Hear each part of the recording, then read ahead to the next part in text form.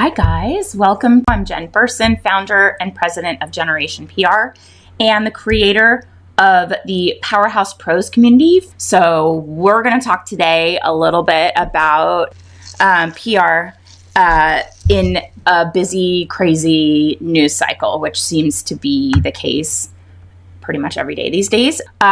Big story hits the news just before you're planning to pitch, and it might derail your pitching plans for the day or the rest of the week. So there are successful ways to kind of work around this situation and be effective with your pitch. Well, here are my best tips for pitching during a busy news cycle, whether you're waiting for it to all blow over or you're pushing ahead despite this media flurry. Okay, so we're going to start with before. Here's what to consider before you pitch during a busy news cycle. So you've got this like breaking news, everybody's talking about it. So what you want to do first is kind of review what you're pitching and whom you are pitching to. So when a breaking story hits, the news cycle, like some niches will be more impacted than others, and some reporters will be busier than others. So if a beloved actor, sadly passes away and you're ready to pitch your client's newest short film, you're probably going to end up with crickets because your media contacts in the entertainment industry, they're not going to prioritize your news over reporting an actor's death, retrospectives on their career, things like that, highlights from their previous interviews and the likes. So even niches that are kind of tangentially connected, they might be impacted too, especially for local news. So if there's any kind of a local situation, tragedy that becomes national news, the vast majority of your local contacts were probably going to be reporting and they're going to be unavailable.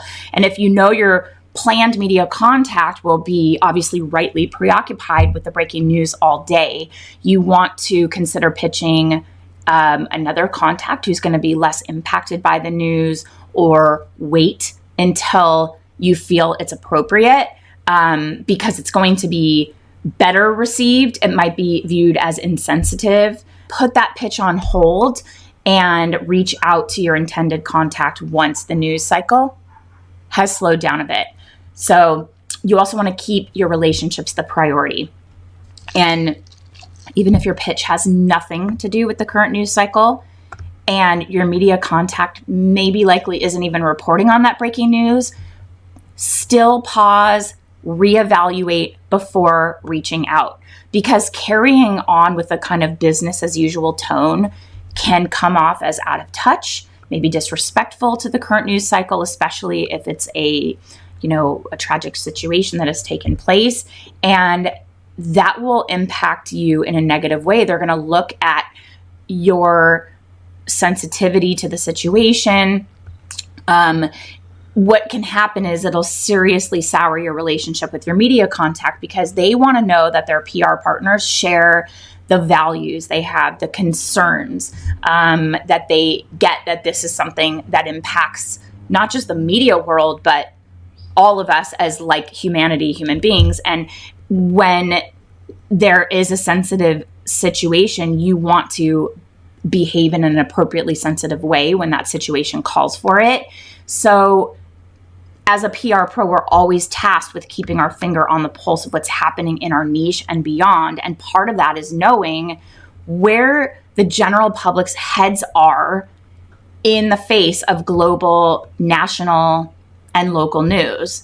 And so you should always tread carefully. And if there's any doubt that you or your client could come off as ignorant, insensitive, you need to wait. And if your client, this also relates to social. A lot of brands have content auto-generated. It is helpful for us to let our clients know, pause all of your social content right now while this is breaking news that is on everybody's mind, because otherwise you look out of touch, you look like you're not sensitive to what's happening. And if you're running their social, of course, pause and then wait and reassess. But it's always about your aligned values with your media contacts. And if you're just like business as usual, like this is great, and it's a horrible breaking news story, nobody was reviewing pitches. And if you're just like, send, and you send your pitch, not going to be received at all. So when the news cycle is focused elsewhere, let's talk about how to successfully pitch a story. So first, you want to be flexible, and knowing that what we do, PR, is all about sending the right pitch to the right person at the right time.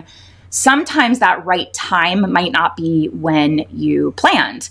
And flexibility is key when you're pitching a story during a fast-moving news cycle. So if you plan to send your pitch at 9 a.m., but a news story breaks at 8:47 a.m., pump the brakes, reevaluate.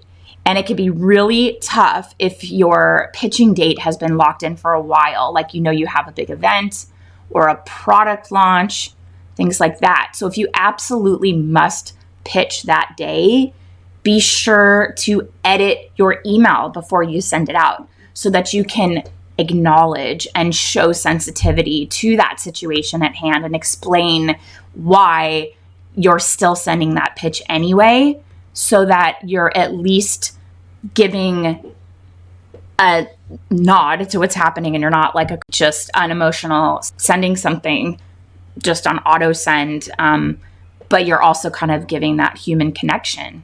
So your contacts will say like, I get it. And, I get that you're acknowledging that. And I see why this was a pitch that the timing was really important, like with a launch or whatnot, but you're still acknowledging it and being human and having a human connection.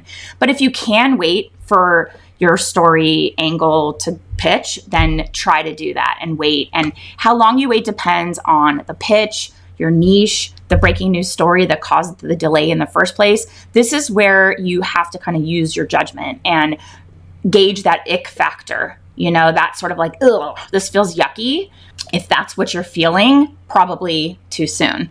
But if there is like a big political news story that just broke or tragedies that might have a direct impact on your client or your niche, you may need to wait a week or more and tell the client, in light of the news and the sensitivity of the breaking news in our direct industry, let's wait in order to not compete with that and to be sensitive to that situation. If the news cycle slows down soon after the original breaking story, then you might want to consider like a day or two, a few days to send that pitch. So use your judgment here. That's why they pay us the big bucks, right? We also have to manage client expectations. You have to talk to the client, explain the situation, provide the new plan, take a pause, come up with a new approach. How are you going to proceed with your pitch? And if you're delaying it for a few days, be upfront about the reasons for your decision and make sure you explain how this delay will impact the coverage for the next few weeks. Like if they're expecting coverage for their story immediately, remind them that the industry's editors have kind of another thing they're focused on right now. And waiting can generate more results than if they had just pushed forward, because that's not going to be top of mind. It's going to be ignored. So if you have to pitch your story regardless of what's happening in that news cycle, reset the client expectations on what is likely to happen next. You have to let them know they may not get traction right away and that the timeline for this pitch, it might be longer than usual. And then share with them, give them kind of an outline of how the breaking news cycle is going to impact your pitching plans, especially if it's connected to a product launch or an event. We don't give a timeline on pitching days, but if it is tied to an event or a product launch, we will align with the launch date. And then, of course, there's long leads and short leads, and there's sort of like the runway, but we always time it with that date. So it may likely not have the exact day, but if they know we are ready to go with starting media outreach for a campaign centered around a launch, then we'll say, here's kind of what we're dealing with now. And in order to get the best results, we are going to hold off because we know our media contacts are totally distracted by the news right now. The less information you can give your clients about your actual activities, the better. I don't always want them to know exactly like what or when things are happening. And then of course, get all of your assets in order. And, when there's like kind of a hectic day that your media contacts are already dealing with, their plans might have entirely shifted to cover this breaking story, or they could be picking up the slack for coworkers who had a change of focus. So when this happens, the best thing you can do is to just make their lives easier, give them all of the info and the assets they need in your original pitch. If you know that this is really aligned, like you have a great relationship with this editor and you know that they're waiting for this launch, or they've written about your client before and they're really excited about what's next, you have to get all of the information, because they're not going to be able to kind of go back and forth. There's not going to be fact checking. It's just going to be quick. So you want to fact check everything. I mean, of course, this is every pitch we send, but double, triple in these situations.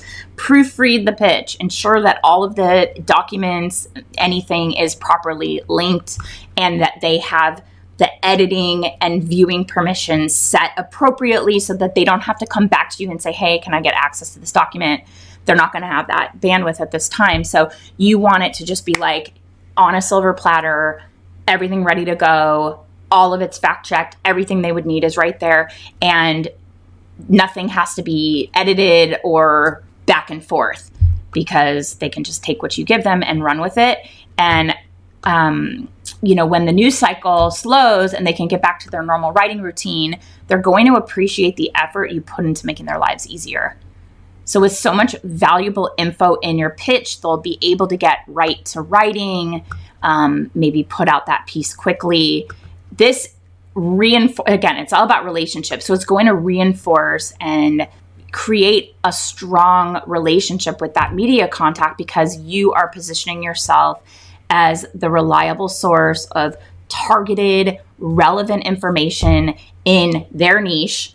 And you are a respected media partner they can trust. You're a valuable asset no matter what's happening in the news. You are frictionless. You make their job super easy, and you are helping them be better at what they do, because you just give them everything they need without any need for them to go back and forth to get what they need to write it up. So if your client is connected to the breaking news, if this breaking news directly impacts your client and your niche, it could be a good idea to switch gears and turn to newsjacking. So newsjacking is the process of leveraging trending stories that people are already talking about to get your client in the news. And it's about piggybacking off of the news cycle and using it to your client's advantage. You, of course, want to be careful when you're newsjacking, because you have to do it ethically. Be really sensitive to the situation at hand. If newsjack only if your client is relevant to the situation, if they can offer a solution to the problem, or provide help for the victims, or offer a new, thoughtful perspective on a breaking story, not to, tap into something in a negative way. It's like adding value, clarifying, explaining. So that's what I have for you guys today. Thank you guys so much for being here, and I'll see you guys